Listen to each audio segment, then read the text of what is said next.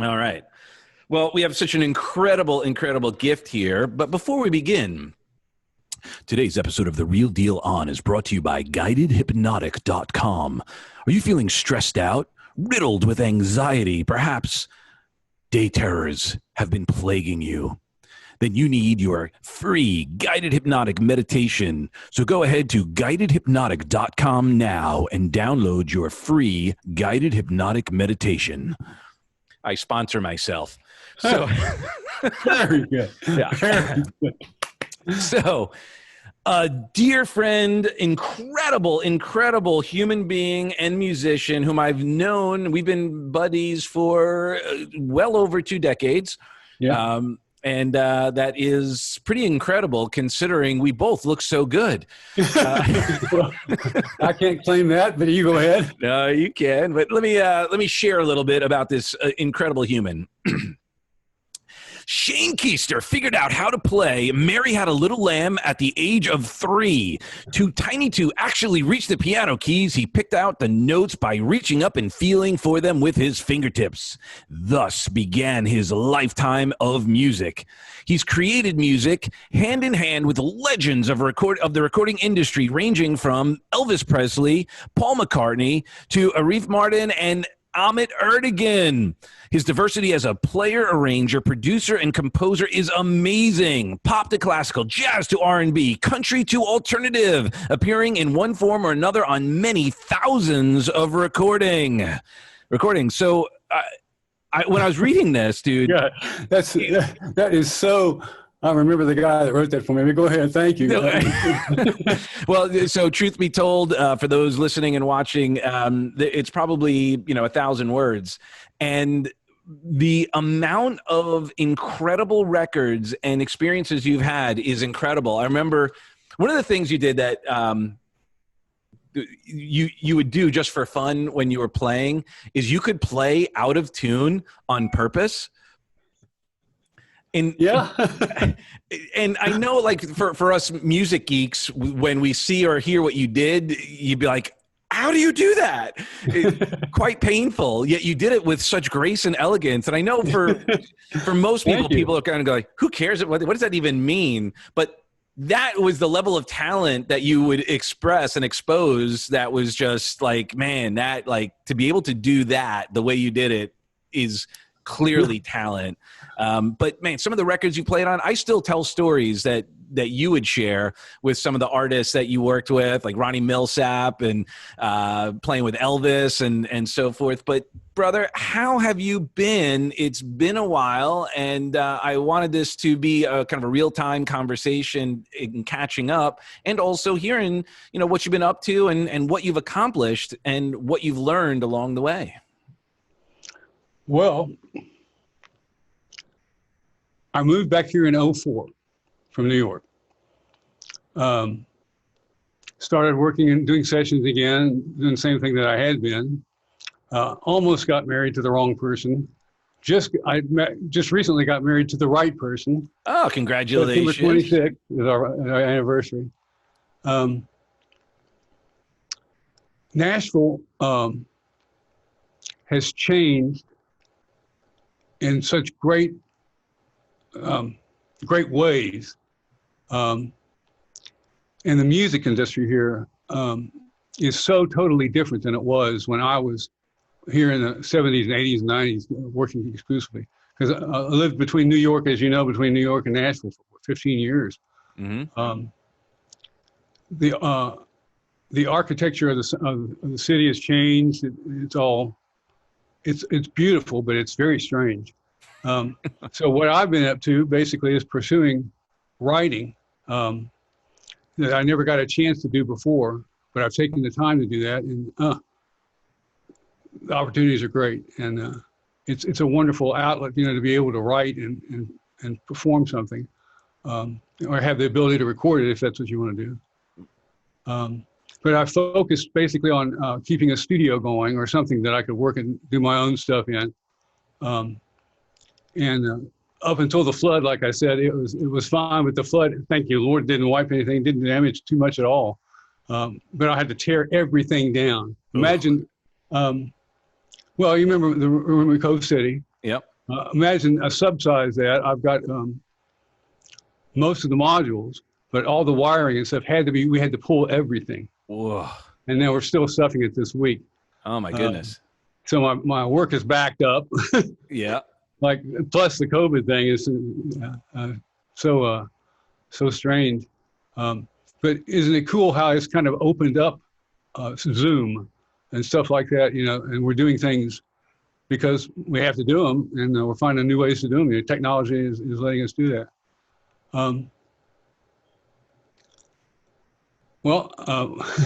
So let's go down on like the sort of the timeline, because you mentioned technology. You were an early adopter. Yeah, I kind of had to be.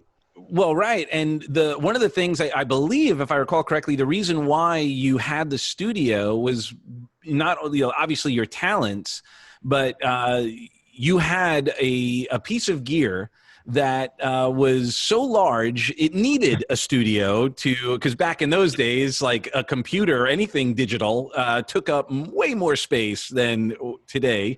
Yeah. So how did you get into the new technology? Because you started out, you know, tickling the ivories and playing with some of the greats, and we'll get into that as well.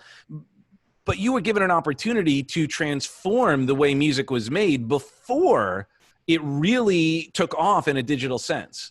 Yeah, I was very blessed because I bought a Mini Moog in 1971, I think, or the end of 70. And the Mini Moog had just come out. As a matter of fact, my serial number is 007. You still have it? A Model D, yeah. And no, I just donated it to the Musicians Hall of Fame. Oh, wow, cool. They're going to put it on display. But anyhow, totally analog synthesis, obviously. And I became very interested in electronic music when I was at North Texas State. I was there very briefly. I got to understand what a synthesizer was, but up until the Mini Moog came out, the only synthesizers were the ones like the switchboard, you know, right. Huge ones, even bigger than the ones you and I are talking about. Yeah. So when the Mini Moog came out, it was a portable, small, it was 3.5 octave, I think, analog synth, very stable. It just had to warm up, and once it warmed up, it was stable. And I used that. Gosh, I used that and made my living on that basically in Nashville when I moved here in 72. There were two guys in town that played synthesizer, and they were both engineers, and they weren't players. They were great engineers, but they weren't players. So here I show up with this Mini Moog, and I start doing, I worked a lot immediately. But I didn't touch a piano in the studio for almost 2 years. Wow. Played Mini Moog on everything I could. One day I was doing a part on a track. I can't remember who it was for. But there was a piano intro. It was a nice intro, but there was a slight mistake at the end of it. It was a slur that just, you know, you couldn't really just. It was a little awkward, right? And the producer was freaking out. Because she said, "Oh, I didn't hear that before. I don't know what I'm going to do. I got to mix this tomorrow." And I said, "Well, did you record it here?" And he said, "Yeah." I said, "Well, if you use that piano and you still got the mics, I can fix that." He said, "You play piano?" I said, "Yeah." So I played on. I fixed the intro, and the record was, you know, I can't remember if it was a big hit or not, but it was a pretty popular thing, and I got a reputation immediately as a piano player. Well, then I've kind of inverted and played piano almost exclusively until Fairlight and Synclavier both came out about the same time with their consumer versions in 78, I think, or 79, way before MIDI. I got very interested in both of them, and I bought a Fairlight 2X instead of a Synclavier when did I buy that? 79, I think, because the Fairlight was polyphonic. It could play 8 voices. Synclavier was monophonic. But the Synclavier booted up at 50K, 16-bit word. The Fairlight was a 32K, 8-bit word, so it was like, you know, really cool sound, but definitely not as fidelity speaking, you know, not what the Synclavier was. And I started collecting and buying synthesizers. Gosh, I think at one point I had over 20. and I would show up for a session with, I don't know if you can see that mixer back there. Yeah. I'd have like, I don't know if you know what ultimate support stands were, but they were like an inverted V, right? Keyboards on them, right? I'd show up to a session with 2 of those, with 3 synths on each one and 4 on one, sometimes on another, and that rack full of gear and modules, and either the Synclavier or the Fairlight for master keyboard, later a KX88. I just have this wall of stuff. As a result, I had to keep up with technology. I kind of go back to the original question. Yeah. I got so crazy reading manuals that was hard to keep up with, because there was no one to teach me, except there was no YouTube, of course. I had to read a manual and figure it out. Well, and watching you work with the Synclavier back then was crazy, because cutting and pasting and the visual stuff didn't exist. No. So I'd watch you ticking away on like just a couple of buttons, and it was like Star Trek, like, just little red buttons, and you would just, moving around. I'm like, you figured that out by reading a manual? Like, no, the Synclavier, no.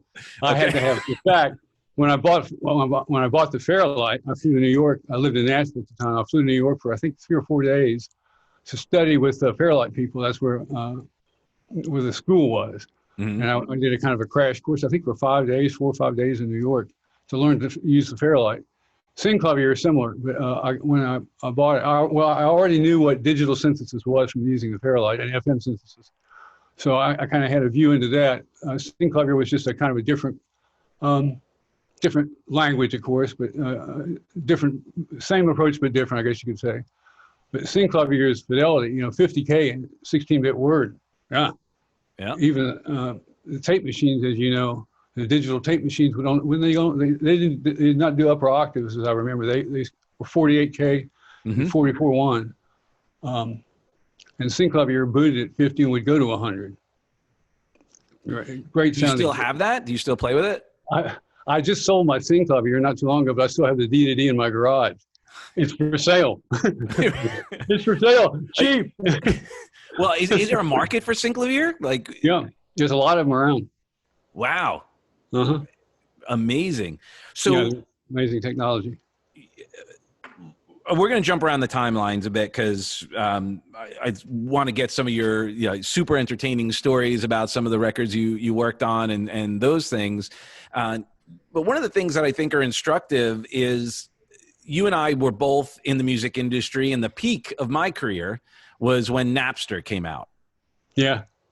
And I remember we were there, we were working together, and I think actually we don't remember specifically what, so, when some of those epiphanies came, but, as far as like repositioning myself. But how did you adjust when you saw the writing on the wall, when, obviously studios were closing, record companies were closing down? What were you thinking at that time? Did you ever think like, oh, maybe I should find another line of work or find another way to pivot?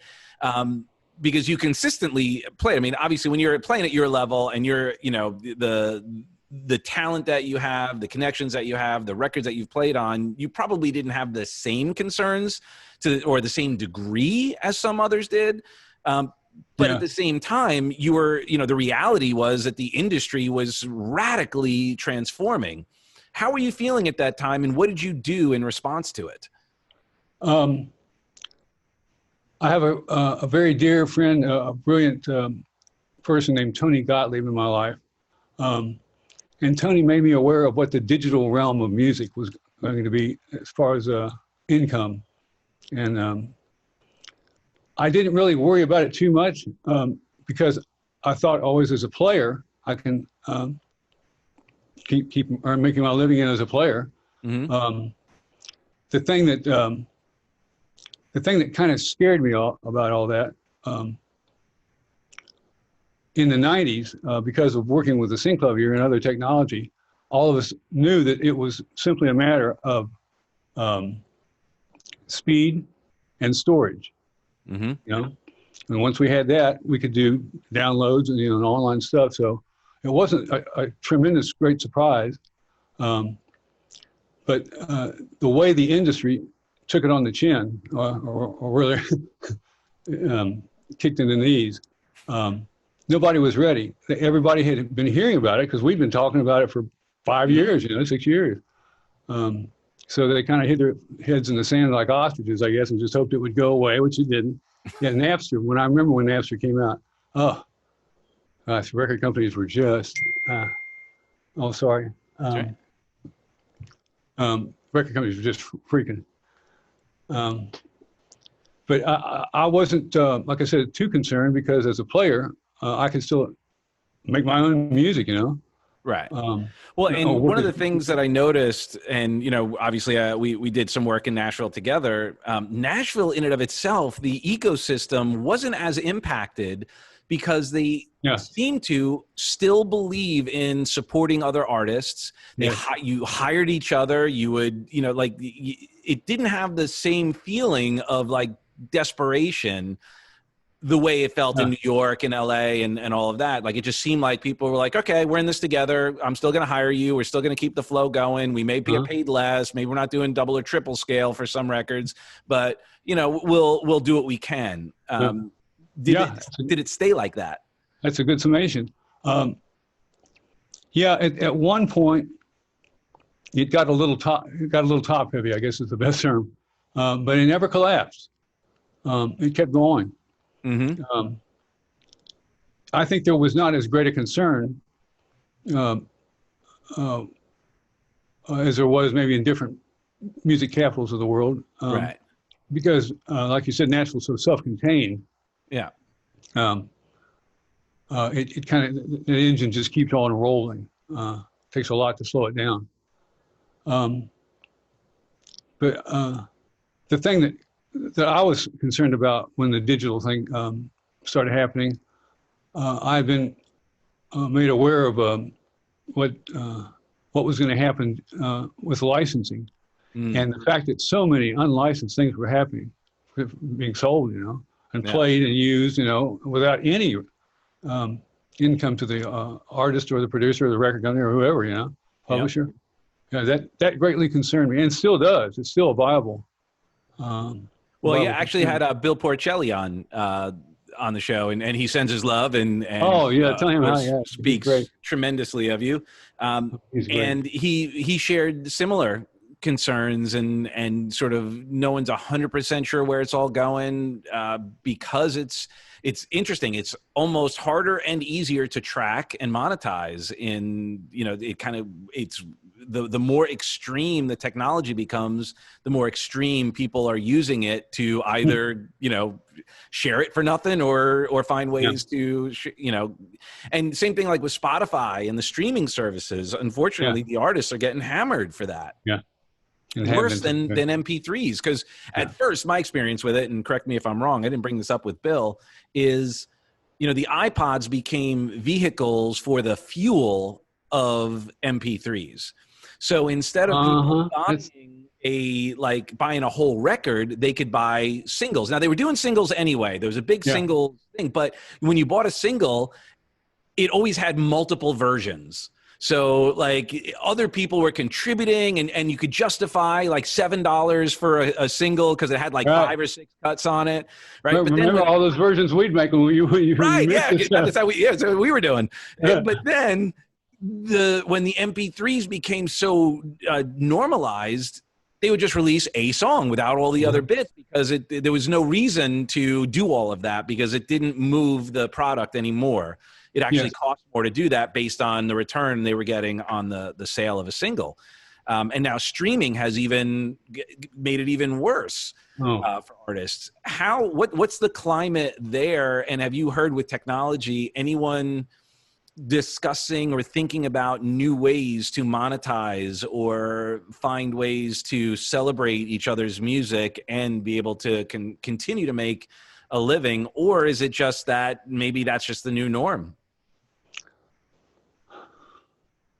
I'm afraid it seems to be the new norm, but there is discussion going on. The fraction excuse me, the fraction of a cent that we get for digital downloads is ridiculous. Stat rate, for that matter, stat rate is what I think it's around 9.5, or is it almost 10? It's something around that.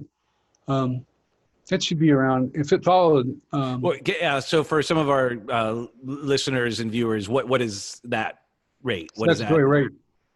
Okay. Is what is it's a fee for using a song. Okay. Yep.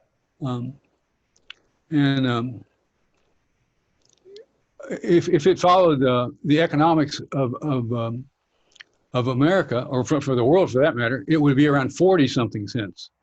Right. But it's less than 10. The fraction that we get from digital downloads, I'm talking players and publishers. Oh gosh, it's fractions. It's yeah. It's and the thing that still bewilders me is why people think that it should be free. I don't understand that.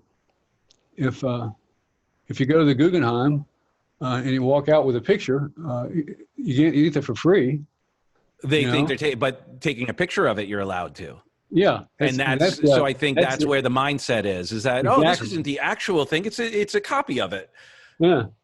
And it's so crazy. Like, all right. So as an example, it's somewhat different but interesting, and how things are being utilized, and it's unfortunate because of the modality of distribution. It used to be when I was on the road with Tony Robbins at all of our events, you were not. They would be people like if they saw someone videoing the experience, they'd be like, "Hey, turn it off, turn it off, turn it off. Can't do that, right? It's bootlegging."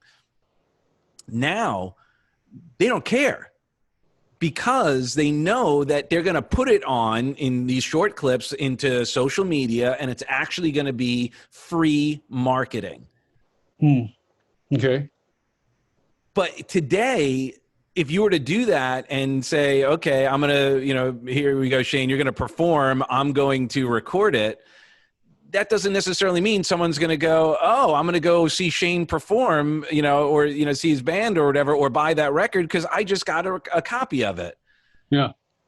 Because of the way the work is done, the size of the projects, all that, if you're recording, 10 minutes of a 50-hour experience, or you do all 3 minutes of a 3-minute song, is a very different, conversation. But it's just, it does boggle my mind as well as to the, dare I say, the entitlement mentality of when things are accessible on, like, oh, I can just download it, so therefore I should be able to. Yeah. And it's interesting how that's impacted people, because I'm sure, so like kind of tangent off of that, how many people besides me do you know that left the industry in the last, 2 decades because of some of these challenges? Like, did it thin the herd in your experiance? Are you asking me how many? Yeah, well, not a percentage. At least a dozen people I can think of immediately. Probably more like 20 if I started thinking. And these are players, producers, engineers, like all walks of life in the industry. Mm-hmm. A lot of writers have not, just because of the digital realm, have stopped writing. Interesting. Yeah, it's a shame too. Yeah. Well, but now, so using technology, you shared earlier about, are you writing remotely now? Yeah. So how has that worked out technologically speaking, to find ways to have that same synergy to play along with and be able to really hear each other? I mean, are you setting up, is there another software that you do that with? Is there a way that you can hear each other? There is, and I don't know what it is. Okay. I haven't used it yet. Honestly, okay. I feel like I live in a cave sometimes because I'm so comfortable doing what I'm doing. So right now people are sending you some tracks and saying, hey, can you, throw your magic on there, or, okay.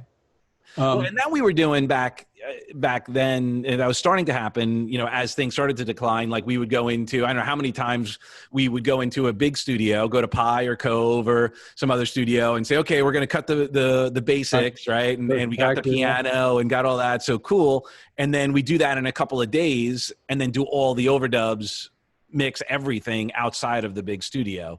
Yeah. I assume that's still happening there. Are any of the big studios still open that you could go in? Yeah. Okay. Oh yeah. 2, 3, 4, 5. I can think of 5 or 6 right now that are maybe not 5 days a week, but at least 2 or 3 days a week. Things are churning here again. Great. Nobody's using social distancing though. That's a little scary for me. I've been wearing a mask, just for both my protection and everybody else's, anybody else's feelings about it. That was the wherewithal, and the strange thing.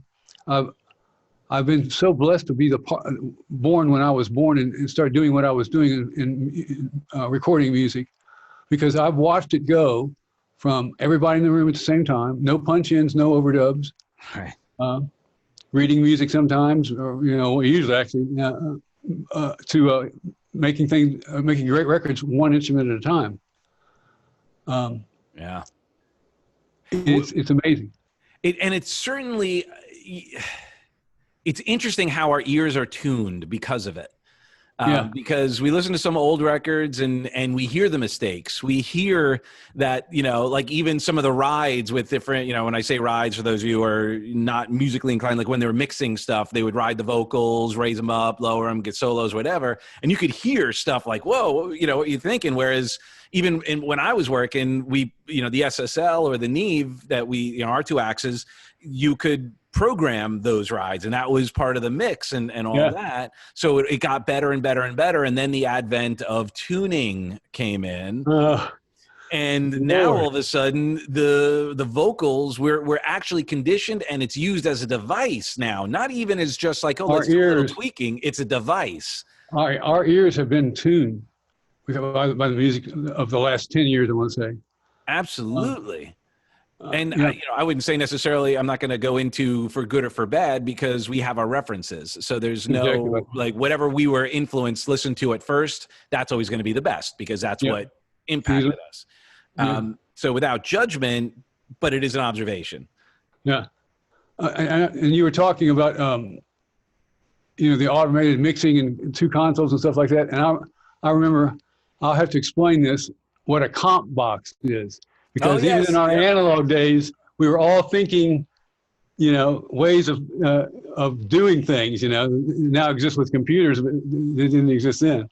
So to geek out a little bit, when it would be a composite box. So what would happen is that usually it was done with vocals, but sometimes with solos and that kind of thing. Someone would do multiple takes, and then we would take the sliders or buttons and switch takes. We'll take 1, take 2, take 3, and we would listen to it and write down, okay, take word from track 1, take, this phrase from track 2. And then we'd be sliding the back and forth, hit the button, slide it. Yeah. And now with Pro Tools, we're just, it was a little late. Let's just move it back a little bit. Let's just and the expectation of, and to get into the psychology of this, dare I say, and we'll always do this, I think that is another microcosm of how a level of perfection is expected of people when it's not possible. You can go back and listen to your playing when you were younger, you're playing and still, but like your records that were done where it wasn't countering that are incredible and duplicatable, because if you could do it, someone could ultimately learn how to do it. Sure. But there was always some mistakes. There was some, but that was kind of what gave it that, not mistakes, but the little push and pull stuff that gave it that feeling. Yeah, the humanity. Now, when everything is so perfect, there's almost like, I should be able to sing that way. I should be able to play that way. I should be able to. And then they may get discouraged because they go and try and copy it. And it's like, I can't do that. It's not even doable. Yeah. So I wonder how that impacts new artists where they start playing, and I wonder if it at first created more talented people because they were more diligent in practicing? Could be. I don't know. Could be. It's interesting. I had the pleasure of working with an artist about 2 months ago who read music and was a great They still vocalist. exist? A lot of people don't that are great, wonderfully talented people, but the ability to read music and communicate with things in writing, oh my gosh, there's nothing like that. But you were talking about the digital realm making things enabling us to do things that aren't humanly possible. Yeah, it's wonderful that we have that ability, that we can make records that sound like that. But it's kind of I don't know, unsatisfactory. I don't know what the term would be, that we can't do that. We can make something that's so no blemishes, no wrinkles, absolutely perfect. But yeah, and I guess there's two ways to look at it as well. So as a creator, to be able to do things that are not humanly possible by yourself, that's kind of cool, because you go, wow, yeah, I could have never done that. So you go, wow, that creates something a new dynamic. Yeah. If it's raising a standard, though, of possibility and a level of expectation, that I think is where I think education needs to come in, where you go, oh, okay, I see what's going on. Yeah, that I guess. All right. So as an example, multi-tracking, when multi-tracking first started, I know that I'm sure that opened up a whole bunch of ideas, right? And one could say, hey, you can't do that live because, you have all those extra guitars and parts and harmonies and all that. Because my first introduction to that possibility out of ignorance was when Rolling Stones' Emotional Rescue. So you remember where Mick Jagger does the octave? Yeah. With himself. He sings the high octave and all of that. So my friend who, first time I heard the song and he's playing, he's like, yeah, Mick Jagger did that. Like he could sing two voices at once. I'm like, all right, hold on. Like at first I was like 8 or whatever it was, like, wow. Right. And then as we got older, we understand how it gets done. So it did create artistry. Technology created the possibility of artistry that didn't prior exist. Yes. That is true. So that's the balance that we all have, is how do we, and I look at everything in life right now, because technology is moving so fast, is the looking at the collateral impact from all of that, right? Yeah. So, no one knew, we couldn't, I use the music industry as one of the great disruptors, what technology disrupted the music industry, and we weren't using that term all the time. Because now it's like, ooh, industry disruptors, Uber and Airbnb, and everyone loves throwing that around. But back then, we were just like, what the F? Yeah, what happened? What do you mean the studio's closing? Well, people are making records at home. They don't need us anymore. I'm like, what? So it's interesting how this all impacts how we show up. Yeah. So let's have some fun and talk about some old stories of your experience. Maybe some hidden gem that someone would be able to relate to because they know the song, know the artist, know the time frame, and could appreciate the fun of it. Gosh, let me think. I can't really name names. I know that, but I can. Well, some you can. Yeah, depends on the story. Right. That's it. Well, I'll tell you a funny story. I don't remember the artist. But the story is, there was I was working a lot between New York and Nashville in the 70s and 80s. I had clients in both cities. And I guess this would have been circa 70s, I guess. A New York client called me and said, Shane, I've got a country artist that I want to cut. He said, obviously I can't cut her in New York. Put me a country rhythm section together and we'll be down in 2 months to da-da-da-da. So I booked a country rhythm section. And we did the album. Nashville used to operate, and still does basically, at 10, 2, 6, and 10 are the 3-hour session dates. And if you're going to do an album, a 10 and a 2 is a session for 3 hours at 10, a break for an hour, and a session at 2 for 3 hours. So a 10 and a 2, you could cut at least 2 or 3 songs every day like that, and you could cut an album in a week. Yep. Which we booked the band for a week, got to the end of the record, and the arranger, he was also the producer, went over to the union to pay the session costs, musician costs, on Monday morning, the following Monday. And at the union was Jimmy Capps, who just passed away. Lord, oh gosh, I miss him. Jimmy was playing guitar on the sessions all week, and he saw the arranger, and he said, "Hey, how you doing, Jimmy?" "Great." He said, session stuff turned out great. The artist loves the record. You know, we're going to take it back to New York and mix it. And that bass player was just amazing. He's amazing. "What's his name?" And Jimmy said, "Oh, that was Joe Allen." "Oh, do you know that he won a bass tournament?" And Jimmy said, "What?" He said he had a jacket on. It said All Pro Bass Tournament. Bass. And Joe Allen was a bass fisherman. So ever since Jimmy told me that, he and I talked about it. We talked about it. What would a bass tournament be? A bunch of guys in a room. Right, yeah, sure. Don't turn your music over yet. You've got 15 seconds to the first guy to the coda without a mistake. Yeah, I think, wasn't there a similar thing with Larry King, and he introduced Kiss on the show, and he says, "And here's Gene Simmons, who plays the bass guitar." That's good.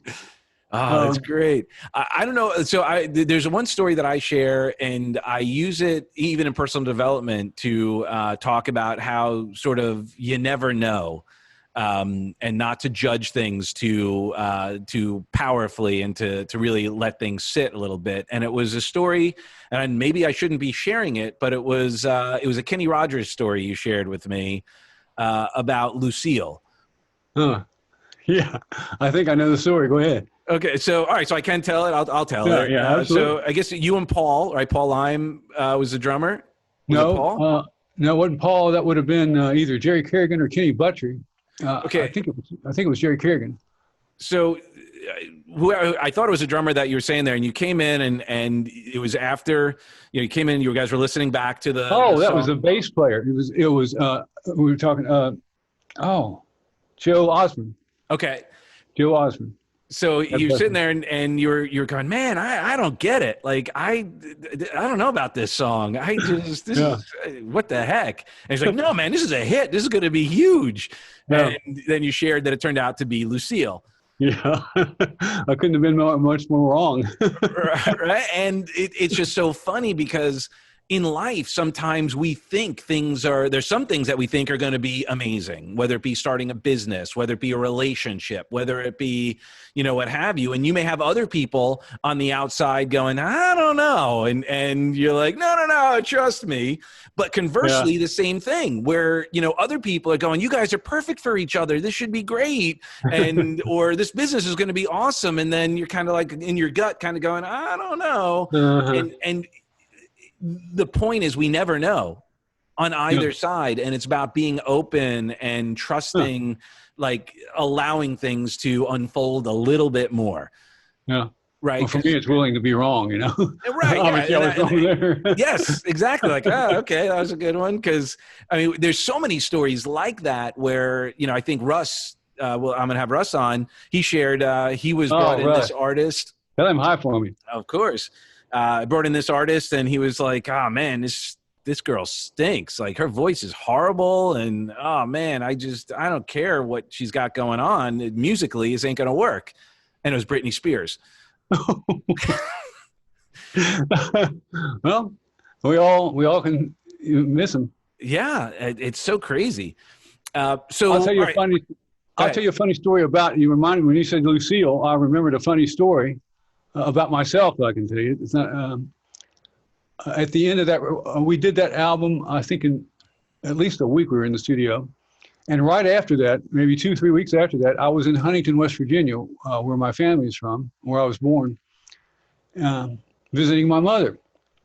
And as I drove by the only venue in town, it said Kenny Rogers here. You know, Friday night or Saturday night was. Oh, I thought, and I had just worked with him. You know, we just done that record. I thought I ought to call him. You know, say hi. Well, I got to my mom's house. And the only place that anybody would stay that was decent back then was the Holiday Inn. I figured he would be there. So I called, and of course they wouldn't tell me that he was there. And I just said, look, my name's Shane Keister. I just worked with him. Just please tell him Shane Keister called and is in town, lives in town or is in town where his mother lives. Gave him the phone number. And she said, okay, I'm not going to say I'm going to pass it on. But, so I never thought about it again. I think it was a Saturday, I guess. And I ate lunch or something, and I got tired and took a nap about 5 o'clock, maybe 6 o'clock. I napped for like 2 or 3 hours, you know. When I woke up, my mom said, Shane, I'm glad you're awake now. How you feeling? You're tired from driving? I said, oh, I'm fine. She said, the nicest young man called, Kenny Rutgers, and asked to speak to you. But she said, I told him you were asleep and you'd call him later. Of course, by now it's like 9:30 or 10 o'clock, and the show's over, right? Oh, that's so funny.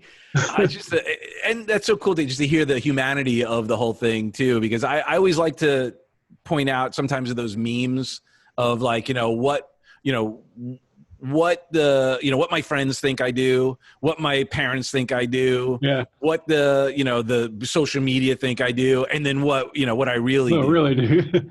And so much of what we did was basically no sun, sitting in a room with no windows, hours and hours and hours, just sitting on our asses, playing, recording, figuring out parts, punching in, fixing stuff, all of that, so that one day we could go out and play a 2-hour show and people go, oh, okay, yeah, your life's easy. Like, okay, well, let me back you up on that one.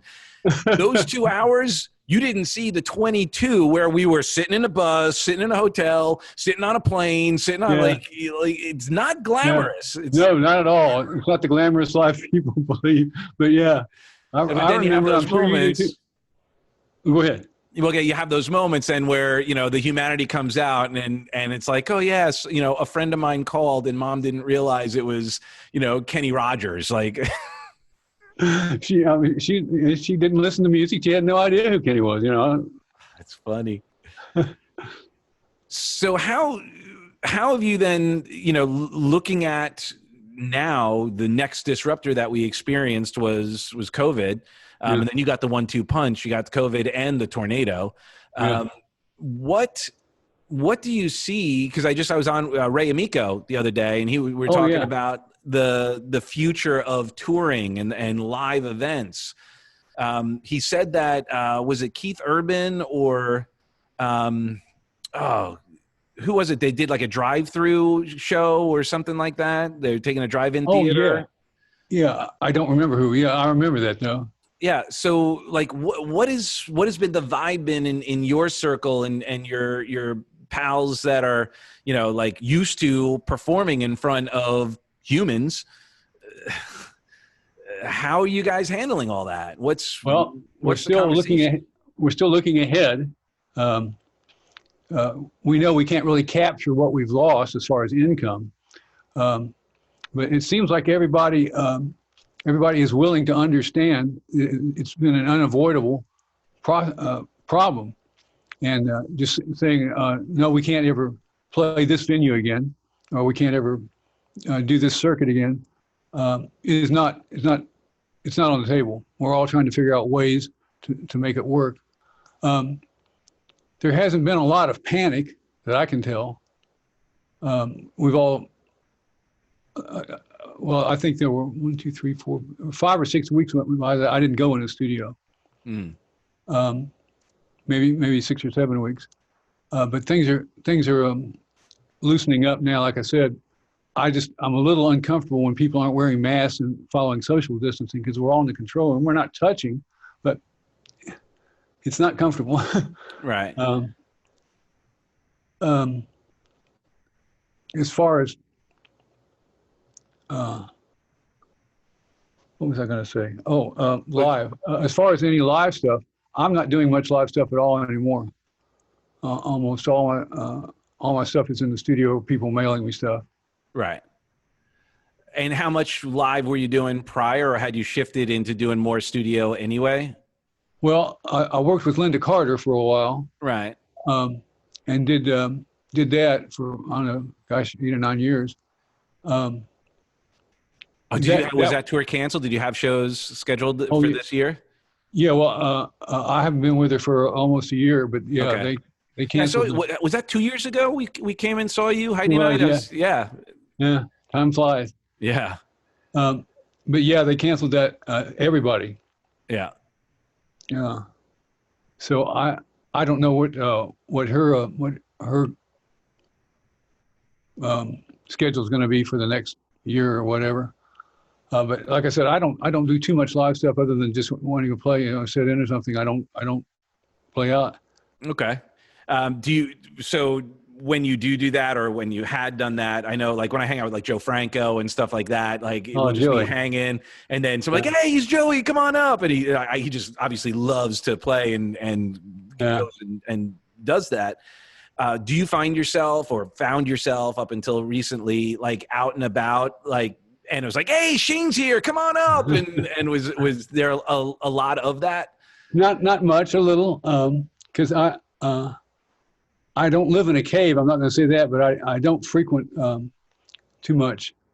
But yeah, it's fun when that happens. Yeah. So one of the stories, I don't know if you can tell, just because I love hearing, you're such a fun storyteller anyway, is the Ronnie Millsap, your indoctrination to the band. Let me think. Which story would that be? There's so many Millsap stories. Driving the bus. Oh, yeah. I wasn't part of the band, but that's what they told me the new guy was. Okay. They were on an Army base. I think the base north of Memphis, yeah, whatever that base is. And an Army base is big, 20, 30 square miles. Yeah. Well, they were staying there. I think they were doing they might have been doing it for a month. I think they were doing a month up there, 5 nights a week. And they were staying on a part of the base that was maybe 2 miles by road back from the club where they were playing. And Ronnie memorized the route of the bus, where you'd stop and you turn left, you go for so many seconds, you stop, turn right, go for so many seconds, turn right, whatever. And I think it was a guitar player that was new in the band. And he got on the bus one night when they were leaving the club, or maybe going to the club or whatever, and Millsap was behind the wheel. And he was like, oh, yeah, sure. And he went back and took his seat, and Ronnie drove to the club and just freaked him out. Lost him. Yeah, I mean, I'm sure you have so many stories of back in the day when things were more permissible. It seems like people got away with a lot more. Share how you and I don't remember the whole thing when you shared back, when we were able to talk more often, how you got your opportunity with Elvis, how that started, because that must have been amazing. Like, yeah, that was wonderful. I had worked on his record with Chip Young and Felton. I can't remember which record it was. It was the last record he had, whatever that one was. And Glenn D and Ronnie Tutt, I think it was Glenn D and Ronnie, gave Elvis notice that they were going to go out with Emmylou Harris. And it was, I don't know, 60 days from the beginning of the tour, maybe 30 days. It wasn't a lot of notice. So I had just worked on the record, and Felton called and said, Shane, you want to go out and do an Elvis tour? And I'm like, what? He told me the pay and what the schedule was and everything. And I'm like, yeah, sure. And Larry London and I went out together. That would have been, I think it was 1976, and I think it was November of 76. But we drove to Memphis, and went out and rehearsed in the racquetball court for 3 days, actually 2.5 days. His songs were, I mean, they were pretty easy. You're a player, you know, nothing complicated about his songs. It was just memorizing them. And the emphasis was on always watch Elvis, you know. And sometimes he'll stop songs in the middle of a song or change his mind and want to do something else. Just watch him. So, yeah, we worked for 2.5 days rehearsing, and he came in and was really nice. He was really nice to all of us and said, okay, let's go. He called a song. We played it. Called another song, played it. I think we played 4 or 5 songs. He was like, that's it. You're ready. We're like, dude, are you sure? He's like, yeah, you guys got it covered. So we were like, oh, how cool, you know? But that reminds me, I was just thinking of the most embarrassing moment in my life happened with Elvis on that tour. We were at Cincinnati Riverfront Stadium. I think it's a huge stadium.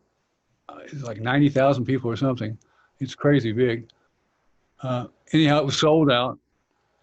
And we had already done, 5, maybe even 6 or 7 shows by then. And I was already totally comfortable with the shows. Elvis, like I said, the emphasis was always watch Elvis. Well, with any performer, when you're live, you always watch the performer. You know that. So one of Elvis's routines was we'd play, I think Heartbreak Hotel was the song. It was a medley. It was a 3-song medley. Heartbreak Hotel, Teddy Bear, and whatever the third one was. And at the end of Heartbreak Hotel, he'd stop and do some karate moves, right? Flirt with the girls. Yeah. And when he throw his fist out like that, I had to play Teddy Bear. So like, right? Easy. As long as you could see him. Well, that night at Riverfront Stadium, Charlie Hodge, who was a great, big, huge guy, backed up against the piano. Now I'm sitting down playing piano. And he moved back while Elvis was doing his karate. No. And that doesn't go long. You know, it's like 10 seconds, maybe 5 seconds sometimes, depending on what. I couldn't see Elvis. So finally, Charlie moved to the left, and Elvis was looking at me like, he could just, knives, you know. And I'm shrinking. I'm like, I'm a deer in the headlights. And how do you recover from that? Because do I play? Do I not? Are you going to do another punch? Or like, what's he said, excuse us, ladies and gentlemen, we got a new idiot playing piano, can't seem to keep up with the show or something like that. I'm like, 90,000 people laughing at me. And that, my friends, was the last show I played with Shane. At the end of his tour. Oh, God. Wow. So what happened off stage? Was he like, did he rip you a new one, or was he like, hey, dude, what happened? Well, he asked me after later what happened, and I told him, and he was like, I think he said something pretty severe to Charlie. I know I did at the end of the show. But it got to be a kind of, actually, and I think it kind of got to be a game with him and I, because in the middle of doing nothing, he'd throw his hand out, and I go, da-da. Or da-da-da-da-da. Oh, that's awesome. He was funny. Wow. That was the most embarrassing moment of my life. Cool. It wasn't even my fault. I mean, what a beautiful story. So question, have you written your book yet? No, I'm working on it though. How many chapters have I got done? 14, I think, or 15. Perfect. Because people need to hear it. I miss you so much. Just the fun that we had making records and just hanging. I wish we got to play more together. Yeah, me too. Because man, you're so talented. One of the stories that I do share, and I use this in when I was working in treatment, was the story you shared about the pigs on your farm that you gave fermented slop. Yes. I mean, to me, that was such a perfect example of life, of just like a nice microcosm of how people, are unique yet the same in how we respond in situations. And for those of you, I don't know if you want to tell it or I can. It was great. They're your pigs. Please share. Regale us. Pigs are sacred. I had 4 pigs. They were all about 200 pounds, and I had been making plum wine. I had a plum tree, and I had 2, let's see, those crocks. I had 2 15-gallon crocks that were both almost full of fermenting plums with seeds and stems, skins and seeds. Because you just mash them up, put a little sugar in it, fill it up with water, cover it up and let it ferment. And then you barrel it. That's basically how you make wine. So anyhow, I filtered it, and I had, I guess 5 or 6 gallons of plum stuff left over. And pigs love sour stuff anyway. So I hauled it up to the pig pen, dumped it in the trough. Now, did you know what you were doing at the time? Oh, yeah. Oh, okay. Yeah. So this is your normal torture to your pigs, or pleasure, depends on. Well, hey, I figured they it's like they're going to go to the market pretty soon. They might as well have a good drunk, at least have some kind of a party. But boy, they ate it up, and 2 of them immediately passed out. Maybe 15 minutes, 20 minutes later, they were 2 of them got in a fight, just like a bar. And they fought back and forth for a while, and then they stopped. And the one that walked away walked not far, 20, 30 steps, and he just fell over on his side and slept for several hours. It was wonderful. Oh, that is hilarious. That was one of the best things. I think if any of the glamour of the experience that we had in the industry, to me, things like hanging out and having those moments were the best. To just be able to connect and share stories and just be human. We had a job to do, and we always worked incredible hours. I don't think, it was never a 9 to 5. It was more like 12 to 2 or 3 in the morning. We're in break at 12 or 2 or 3 in the morning, and you come back to work at 4. Right. Yeah. And that opportunity to really connect and just bond. I mean, it was a family. We certainly went through quite a bit, and the challenges that we faced in the industry. I'm so blessed to have been where, the part that I had, and I'm so proud that you're still doing it. I feel very blessed. I am. Yeah, it was. And speaking of family, I ran into our friend Rick. Oh, no way. Where? Wasn't it James Burton and Friends show here in November? It was a great show at the Skirmerhorn. A bunch of great players, a bunch of great artists came in. Rick had an artist on there. What was her name? Carolyn Jones. Good artist. And I was the MD for the thing. And I saw him over talking to managers and stuff and doing his Rick thing. So I waited till he was facing me, but looking at his phone, right? And I just walked up and pushed his phone right into him. He was like, "Hey, Shane." Yeah, that was funny. I'm sure he wanted to say hi. It's awesome. Yeah, I reached out to him a couple times. I will again. I believe he's down here, actually, in Florida. Oh, he may be out now. Yeah. I know he has a house here, but. Yeah. So there's still some people who are over there now. Maria Christensen is over by you. Have you guys connected? No, I didn't know that. Okay, yeah. So I'll connect you guys. And then Tony Harnell, remember Tony from TNT?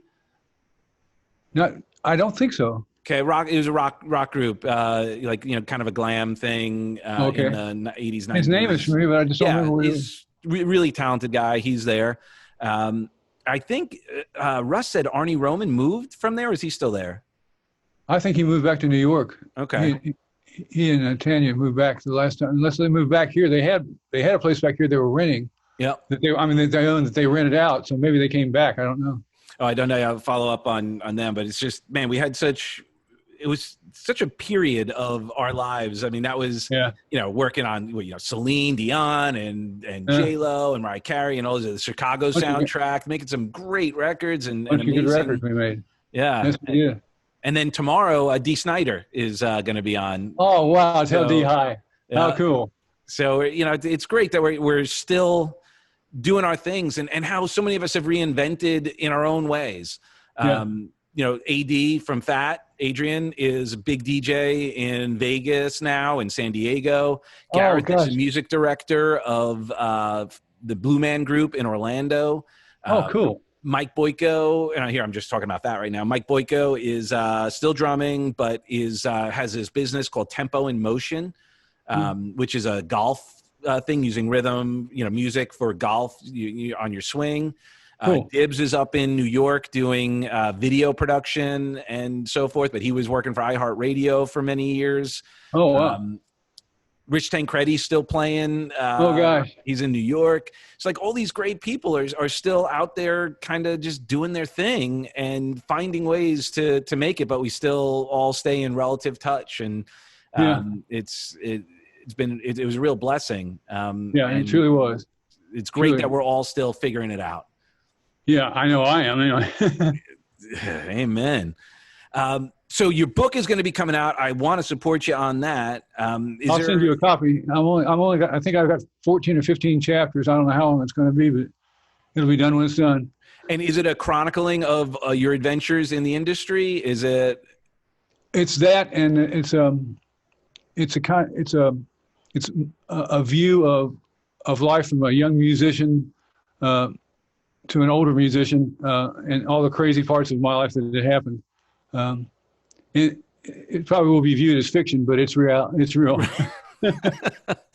Well, and also, before we go, I also want to also acknowledge and recognize something that I whether I was overt in my appreciation or honor and respect is your spiritual center, and your faith that I know you wear proudly, and it always felt like genuine and honest and welcoming and truly like a part of your genuine character. And that's something that I've always appreciated, honored, and respected. And I know for a while you're also playing in a church. As I know, I mean, I don't know if they know the gift they had of you sharing your God-given talents in the church. But oh my gosh, I would love to have been, part of a service that you were the MD on for that, because I'm sure the spirit that comes through in there is tremendous. I'm always more blessed than they are. I think it's a wonderful church. It's a little tiny church. We probably have 22, 23 regular members. Oh wow! And do they know what they have when you come and play? They probably do. They do. That's sweet. I don't. There's another guy, Bruce Dees, another brother, and Bruce is a sweet spirit, and he plays guitar. And he and I have worked hundreds of sessions together. He's a great player. You'd love him. But yeah, I'm still going there, still playing. Oh, that's amazing. So, did that get shut down at all during COVID? Well, we went to Facebook, and what's the telephone conference where you can free conference call? Yeah, what they did that for a while, and now it's on Facebook. But I've been back there 3 times, I think, since things started opening up. Okay, beautiful. But we're observing social distancing and. Yeah, it's a brave new world. Yes, it is. It's going to be very, very interesting. Yeah. Sure. Any final thoughts or any aha moments now that you've been through so much, and now you have the gift of hindsight, you have the gift of wisdom, you have the gift of experience. Any words that you're called on to share on kind of where you're at, where we're at, where we're going? Gosh. I would say as far as pursuing musical artistry, whatever that is for us as players, writers, even producers, engineers, don't let, and I include myself at the head of this, don't let technology master me. I've been guilty of that. It's easy to fall into it. But when we use our God-given gifts of writing or listening or mixing or whatever it is that we're doing in music, and we don't become slaves to what it is we're trying to do, things turn out better. Things turn out the way they're supposed to. I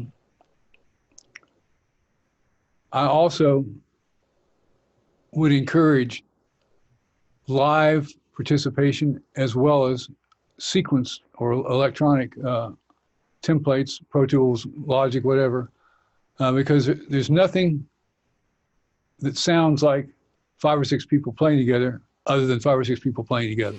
Yeah. At the same time, I'm saying. Yeah. Now you can make something great with 5 or 6 people one at a time. I'm not saying that otherwise, but there's something what happens when 5 or 6 people play together. It doesn't happen any other way, and that is always going to be the beauty to me. Well, I'm glad that technology is starting to catch up where that can be done real time. Yeah. Yeah, me too. Because that, I mean, the bandwidth necessary for that has got to be incredible. Oh, huge. Yeah. Global. But to be able to do that, because I was doing that a lot too at the end of my career.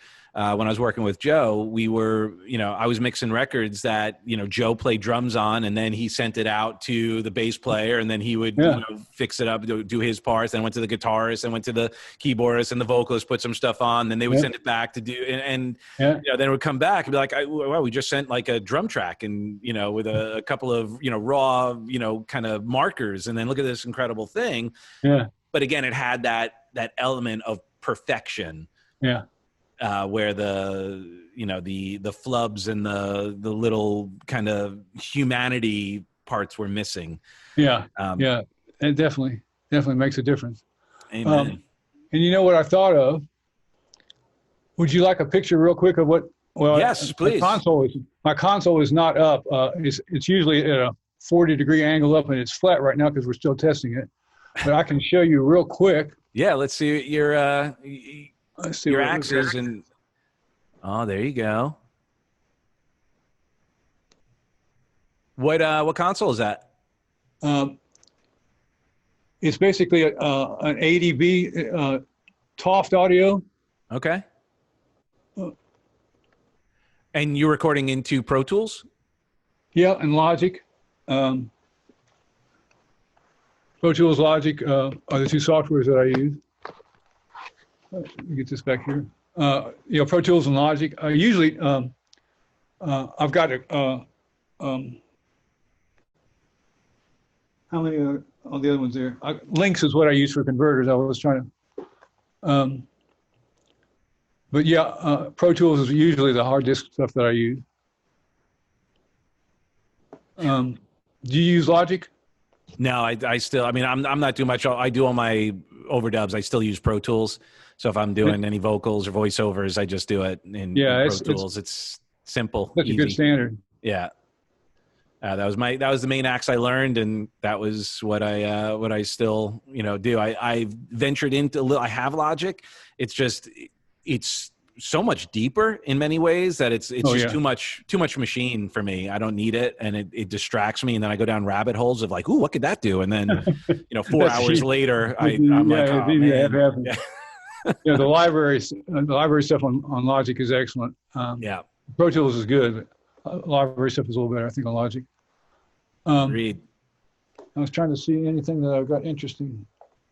I had a couple modules fail, but it wasn't because of the flood. And you were okay with the tornado? That didn't... It didn't affect me, thank you, Lord. I'm in Ashland City, which is west of Nashville, a little north, but basically west of Nashville, about 18, 20 miles. Okay. I can be on Music Row in 28 minutes, going the speed limit from my house. So you get there usually in what, 12? Yeah, Highway 12 and 12. Yeah.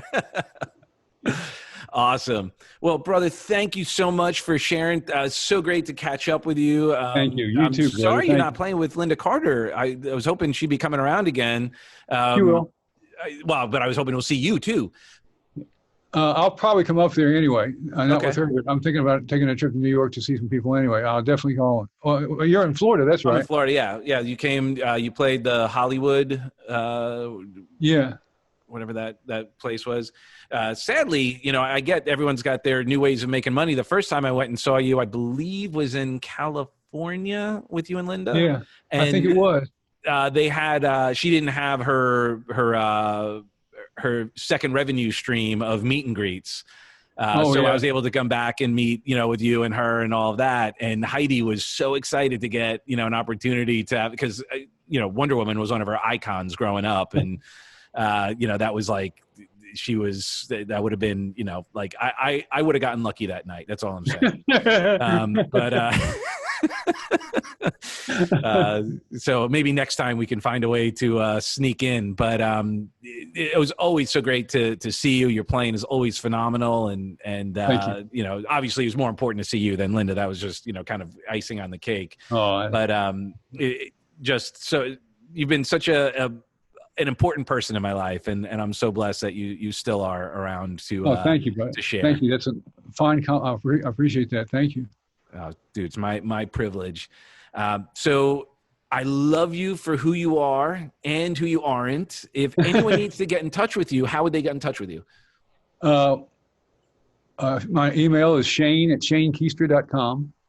I got a website, shanekeister.com. Shows, it shows that wonderful thing that you read, among other things. But shanekeister.com gets me. Call me, write me. Beautiful. Well, I am, just again, so blessed and privileged to know you and call you a brother from another mother. And I definitely look forward to seeing you. Heidi and I are talking about getting up to Nashville anyway. So of course we're going to pester you. Please. Open door here always, as you know. Thank you, brother. Awesome, brother. Well, thank you so much. And I look forward to more of your adventures. Thank you. I'll keep you posted. When I get the book down, you'll get the first copy. We're all over it, brother. Thank you, brother. Have a good day. God bless. You too. Thank you.